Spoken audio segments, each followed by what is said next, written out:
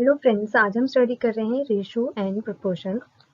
Ratio का मतलब होता है कि एक क्वांटिटी दूसरी क्वांटिटी का कितना पार्ट है या कितनी बार कंटेन करता है उस क्वांटिटी को।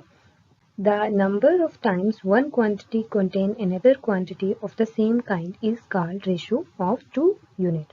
इसको रिप्रेजेंट कैसे करते हैं, इस ए रेशो बी इस टाइप में इसको रिप्रेजेंट करते हैं। ये जो पहला नंबर होता है इसको क्या बोलते हैं, हम एंटीसीडेंट बोलते हैं, और जो ये सेकंड नंबर होता है इसको हम क्या बोलते हैं, कंसीक्वेंट बोलते हैं।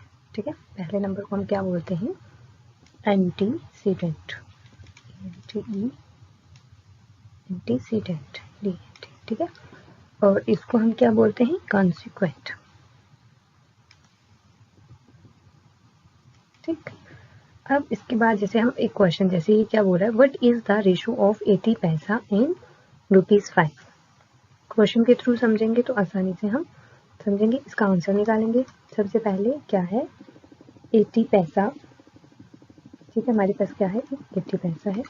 हमें पहले क्या करना है, इन दोनों क्वांटिटी को सेम करना है। ये पैसा है और ये रुपीस में है, तो हम जब 5 रुपये को पैसे में कन्वर्ट करेंगे तो 1 रुपये में कितना पैसा होता है, ये 5 रुपीस है। ठीक है, 1 रुपीस में कितना पैसा होता है, 100 पैसा। ठीक है, तो 5 रुपये को जब हम पैसे में कन्वर्ट करेंगे तो ये हो गया 5 × 100, दैट इज इक्वल टू 500 पैसा। ठीक, अब जब भी हमें किसी चीज़ को रेशो की फॉर्म में बताना है तो वो फ्रैक्शन उसको हम ऐसे भी लिख सकते हैं, A/B। ये हमारे पास 80 पैसे, तो हम यहाँ लिखेंगे 80। जो पहला होता है उसको हम क्या बोलते हैं, एंटीसीडेंट, उसको ऊपर लिखते हैं। फिर उसके बाद जो है कंसीक्वेंट, उसको यहाँ लिखते हैं। वो क्या था, 5 रुपीज़, जिसको हम 500 पैसा में कन्वर्ट किया हमने। ये कितना हो गया, 500 पैसा में।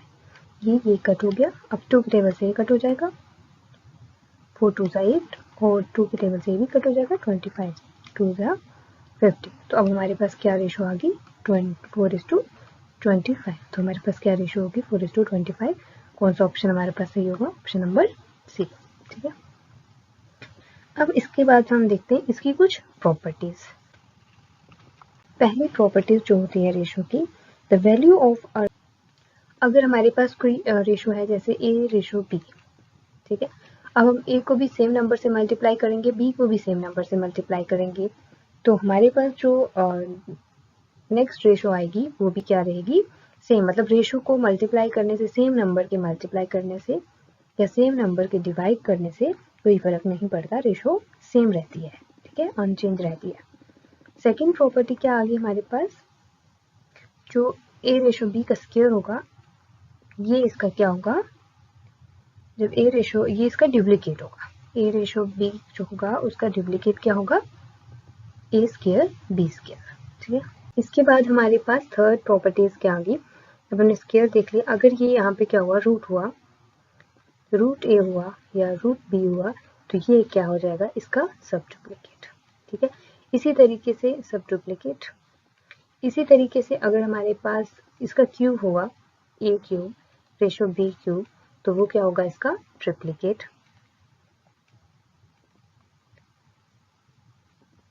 फोर्थ नंबर पे अगर ये क्यूब रूट हो गया, cube root A, cube root B, तो ये क्या हो गया, इसका सब ट्रिप्लीकेट। ठीक है,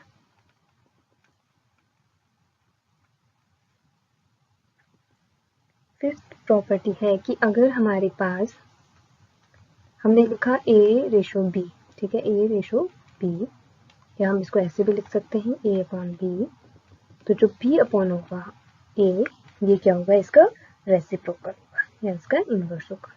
ठीक है, ये इसका इनवर्स होगा। ठीक, क्या बोल रहे हैं, ये प्रॉपर्टी क्या है, अगर B/A is the inverse of A/A, B/A जो है वो किसका इनवर्स है, A/B का। सिक्स प्रॉपर्टी थी हमारे पास, फोर्थ फिफ्थ सिक्स, यहाँ पर मैंने डबल लिख दिया है, this fifth and this is sixth.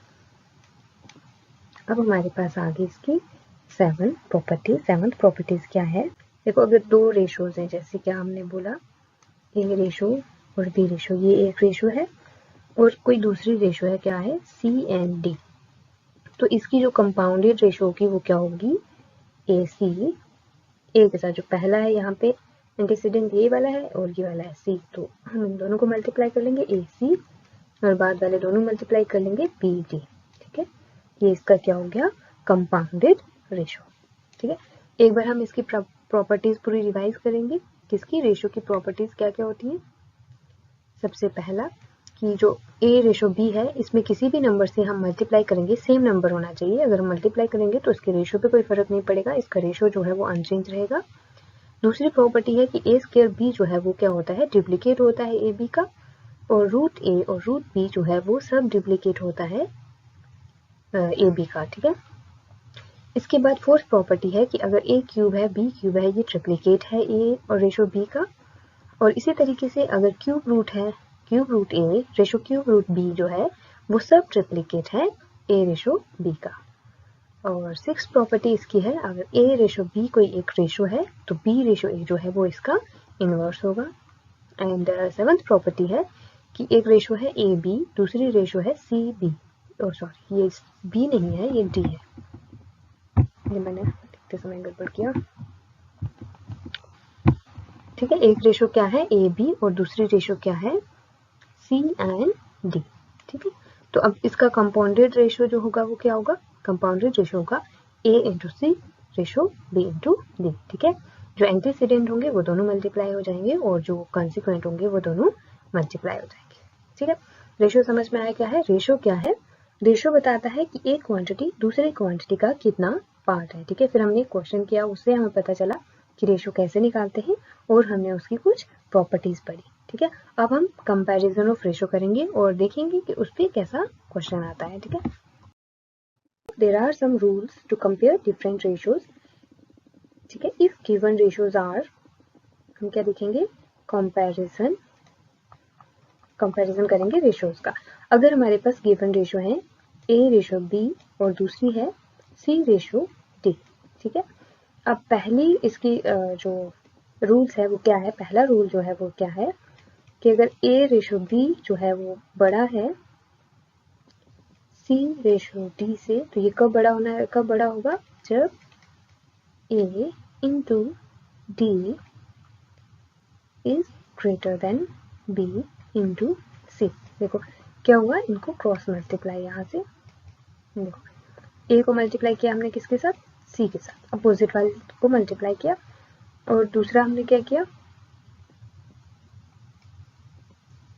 B को मल्टीप्लाई किया किसके साथ, सी के साथ। ठीक है, ये रूल कब होगा, कंपैरिजन के कुछ रूल हैं। पहला रूल है कि ए रेशो बी बड़ा होगा सी रेशो डी से, जब ए और डी का जो मल्टीप्लिकेशन है वो बड़ा होगा बी और सी के मल्टीप्लिकेशन से।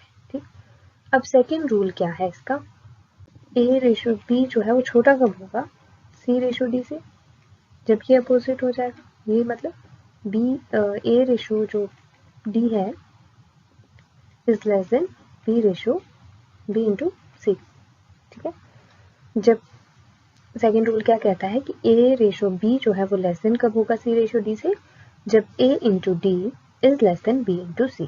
ठीक है, अगर आपको ये सही से दिख नहीं रहा है तो इसको मैं सही कर देती हूँ। अब हमारे पास आता है थर्ड रूल क्या कहता है कि ए रेशो बी इक्वल कब होगा सी रेशो डी के, कब इक्वल होगा, जब A into D is equal to B into C. ठीक, देखो हमने क्या पढ़ा, कंपैरिजन ऑफ रेशो पढ़ा। हमारे पास दो गिवन रेशो थे ए रेशो बी और सी रेशो डी। ठीक है, अब हमें देखना है कि ए रेशो बी जो है वो सी रेशो डी से बड़ा कब होगा, जब ए डी जो है वो बड़ा होगा बी सी से, और कब छोटा कब होगा, जब ए इंटू डी जो है वो लेस देन होगा बी इंटू सी से, और इक्वल कब होगा, जब इनका मल्टीप्लिकेशन जो है वो इक्वल होगा। अब इसको याद करने के लिए क्या कर सकते हैं हम, देखो अब पहला हमारे पास क्या है, ए रेशो बी, तो ए क्या है, सबसे पहला एंटीसीडेंट है। जब ए मल्टीप्लाई करेंगे डी से, अगर ये बड़ा है तो इसका मतलब पहले, ये पहला है, ए फर्स्ट है, तो जब इन दोनों को मल्टीप्लाई करेंगे तो मतलब ए रेशो बी बड़ा है, मतलब फर्स्ट वाला ही बड़ा है। ठीक है, बी रेशो सी, ये सेकेंड है बी जो है वो सेकेंड पोजीशन पे है। अब जब मतलब उसके बाद जब बी और सी को मल्टीप्लाई करेंगे, ये सेकेंड पोजीशन पे है, तो अब क्या होगा, जो सेकेंड वाली रेशो है वो बड़ी होगी, अगर हम इसको फर्स्ट रेशो मान लें और इसको सेकेंड रेशो मान लें। ठीक है, ये सिर्फ याद रखने के लिए, आप किसी और तरीके से भी याद रखना चाहें या आसानी से आपको समझ में आ जाए तो ठीक है। अब इसके लिए जहाँ करेंगे एक क्वेश्चन ताकि हम और आसानी से समझ में। अगला क्वेश्चन है, two natural numbers are, ratio उनकी दी हुई है 3:5 एंड देयर प्रोडक्ट इज 2160। अब स्मॉलर नंबर इनसे पूछा है, तो हमें नंबर नहीं पता कि नंबर क्या है। ठीक है, तो हमें क्या दिया है, सिर्फ रेशो दिया है, हम इसका सोल्यूशन निकालेंगे। हम मान लेते हैं कि एक नंबर 3x होगा, दूसरा नंबर जो है वो क्या होगा, 5x होगा। इनका प्रोडक्ट क्या दिया है, 3x इंटू 5x। इनका प्रोडक्ट हमारे पास क्या दिया है, 2160। ठीक, जब इनको मल्टीप्लाई करेंगे तो ये आ जाएगा 15x², ये किसके इक्वल आ जाएगा, 2160। अब जब हम x² की वैल्यू निकालेंगे तो 15 यहाँ पे मल्टीप्लाई में है तो इधर आ जाएगा तो क्या हो जाएगा, डिवाइड में। जब इक्वल मल्टीप्लाई वाला इक्वल की दूसरी साइड शिफ्ट होता है तो वो अपोजिट हो जाता है, मल्टीप्लाई वाला डिवाइड में शिफ्ट हो जाता है। यहाँ पे 15 से डिवाइड करेंगे, 2160 को जब 15 से डिवाइड करेंगे तो ये डिवाइड होगा 144 से। ठीक है, अब यहाँ पे क्या है, x² है, हमें क्या निकालनी है, x की वैल्यू, तो हमें स्क्वायर को भी इधर शिफ्ट करना पड़ेगा। जब स्क्वायर को इधर शिफ्ट करेंगे तो स्क्वायर इधर शिफ्ट किस में होता है, रूट में। ठीक है, जब स्क्वायर को इधर शिफ्ट करेंगे तो किस में शिफ्ट हो जाएगा, रूट में। तो x इज इक्वल टू √144। तो √144 की वैल्यू क्या होती है, 144 किसका स्क्वायर होता है, 12 का। तो x हमारे पास क्या निकल गया, 12। हमें x हमारे पास क्या निकल गया, 12। तो हमें क्या निकालना था, हमें निकालना था स्मॉलर नंबर। ठीक, अब जिसका रेशो कम होगा वही स्मॉलर नंबर होगा। तो रेशो क्या दिया हमें, 3:5। हमें रेशो क्या दिया है, 3:5। तो 3 को जब हम 12 से मल्टीप्लाई करेंगे तो ये कितना हो गया, 36। ओके, तो हमारे पास आंसर आ गया, स्मॉलर नंबर हमारे पास क्या हो गया, 36। आए समझ, ये x इक्वल टू 12। 12 क्यों आया, क्योंकि 12 का स्क्वायर क्या होता है, 144, और 144 का रूट क्या होता है, 12। ठीक है, और इसका आंसर क्या आ गया, हमें स्मॉलर नंबर पूछना देखना है। तो स्मॉलर रेशो कौन सी थी, 3, तो इसको 12 से मल्टीप्लाई किया, क्योंकि स्मॉलर नंबर हमने क्या माना था, 3x। तो 3 को जब 12 से मल्टीप्लाई किया 36, तो इसका आंसर क्या आ गया, 36। क्वेश्चन क्या है, which of the following is right relation between 5:8 and 9:14। अब देखो, हमने अभी देखा था, ये कंपैरिजन बेस्ड क्वेश्चन है। ठीक है, हम सॉल्यूशन देखेंगे इसका, इसमें हमें बताना है कि कौन सा रेशो बड़ा है, कौन सा रेशो छोटा है। तो इसके लिए हमने क्या किया था, हमारे पास A:B और था हमारे पास C:D। तो उसका साइन कैसे डिपेंड करेगा, A इंटू क्या निकालेंगे, A जो है पहला इसके साथ अपोजिट वाले के साथ, तो A इंटू D, और दूसरा क्या करेंगे, B इंटू C निकालेंगे। तो A हमारे पास यहाँ पे क्या है, A is equal to 5, B is equal to 8, C equal to 9 and D equal to 14। अब A और D हमारे पास क्या आ जाएगा, 5 इंटू 14 एंड B C हमारे पास क्या आ जाएगा, 8 इंटू 9। ठीक है, 5 4 20, तो 7 70 आ जाएगा, और 9 8 सा क्या हो जाएगा हमारे पास, 72। ठीक, अब A D का रेशो जो है वो हमारे पास क्या है, B C का रेशो जो है वो हमारे पास, B इंटू C जो है वो हमारे पास ग्रेटर है A इंटू D से। तो B और C हमने देखा था कौन सी टर्म में आते हैं, B सेकेंड वाली टर्म में आता है। तो इसका मतलब क्या हुआ कि जो सेकेंड वाली टर्म है वो लार्जर होगी, सेकेंड वाला रेशो जो है वो लार्जर होगा। सेकेंड रेशो कौन सा है, 9:14। तो 9:14 रेशो लार्जर होगी, तो ऑप्शन नंबर ए जो है वो इसका करेक्ट आंसर। ठीक है, अभी कंपैरिजन हमने समझा था, अब कंपैरिजन के बेस पे ये क्वेश्चन किया। तो आई होप आपको अच्छे से समझ आया होगा। अगर आपको प्रैक्टिस के लिए और क्वेश्चन चाहिए होंगे तो आप मुझे कमेंट कर देना। हमने पढ़ा रेशियो क्या होता है, उसको किस फॉर्म में लिखते हैं, A/B की फॉर्म में लिखते हैं, और उसको रेशियो कैसे निकालते हैं, इस पे हमने कुछ क्वेश्चंस किए, और प्रॉपर्टीज रेशियो की क्या होती हैं और उस प्रॉपर्टीज पे कैसे क्वेश्चन आते हैं वो भी मैंने आज आपको इस वीडियो में कराए। इसके बाद हम नेक्स्ट वीडियो में करेंगे प्रोपोर्शंस क्या होते हैं और प्रोपोर्शंस की प्रॉपर्टीज क्या होती हैं, उनके मतलब प्रोपोर्शन के बेस पे कैसे क्वेश्चन आते हैं, तो क्वेश्चन भी हम प्रैक्टिस करेंगे। ठीक है, अगले वीडियो को देखने के लिए आप मेरे चैनल को सब्सक्राइब करें और बेल आइकन को जरूर प्रेस करें ताकि अगली वीडियो का नोटिफिकेशन आपको सबसे पहले आए। Thank you, have a nice day.